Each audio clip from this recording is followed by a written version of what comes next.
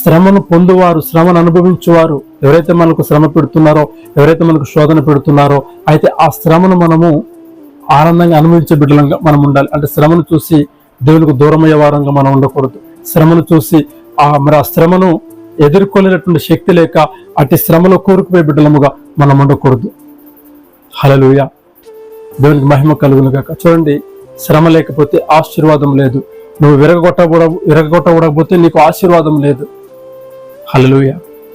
అయితే ఆ శ్రమలలో మనం చచ్చిన వారమై ఉన్నప్పటికీ మనం ఎలా ఉంటామంటే తిరిగి పునరుద్ధానులమై మనం లేచే బిడ్డలుగా మనం ఉంటాం. ఎప్పుడంటే విశ్వాసముతో దేవుణ్ణి వెంబడించి ఆ శ్రమలలో నువ్వు పడిపోకుండా, నలిగిపోకుండా శ్రమ వైపు నువ్వు చూస్తూ ఆ శ్రమతో పోరాడే బిడ్డగా నువ్వు ఉన్నప్పుడు దేవుడు ఖచ్చితంగా నేను ప్రేమిస్తాడండి. అలాగే బైబిల్ లేఖనాల్లో మన అనేకులు మనం చూడొచ్చు. ఎంతో శ్రమ పడిన వారు ఉన్నారు, పారిపోయిన వారు ఉన్నారు, ఈ శ్రమను తట్టుకోలేక నాకు జీవితం వద్దనుకున్న వారు ఉన్నారు, అపవాది గడిపెట్టే శోధన వల్ల నలిగిపోయిన వారు ఉన్నారు. కానీ కడ వరకు వారు కాపాడుకున్న విశ్వాసాన్ని బట్టి వారు ఏదైతే పొందుకున్నారో, ఏదైతే కోల్పోయారో అవంతా కూడా తిరిగి పొందుకున్నట్టుగా మన లేఖనాల్లో మనం చూస్తూ ఉన్నామండి. ఎందుకంటే దేవుడు నమ్మదగిన వాడు. మనం ఆయన నమ్ముకుంటే శ్రమలు కూడా ఆయన మనల్ని విడిపిస్తాడండి. శ్రమలు గుండా ఆయనే మనల్ని విడిపిస్తాడు.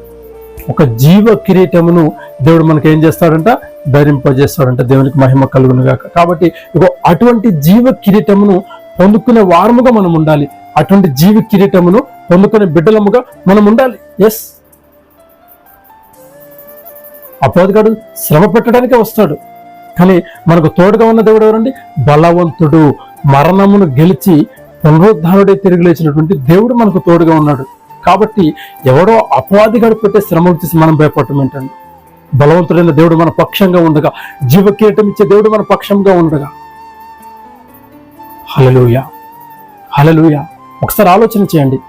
శ్రమను చూసి భయపడటానికి మనం ఏమన్నా బలహీనము కాదు.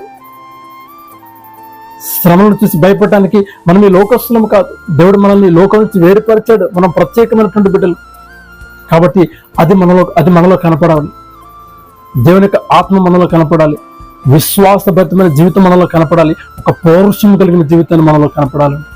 ఆ జీవ కిరీటం నువ్వు పొందుకోవాలంటే శ్రమను చూసి నువ్వు భయపడకూడదు.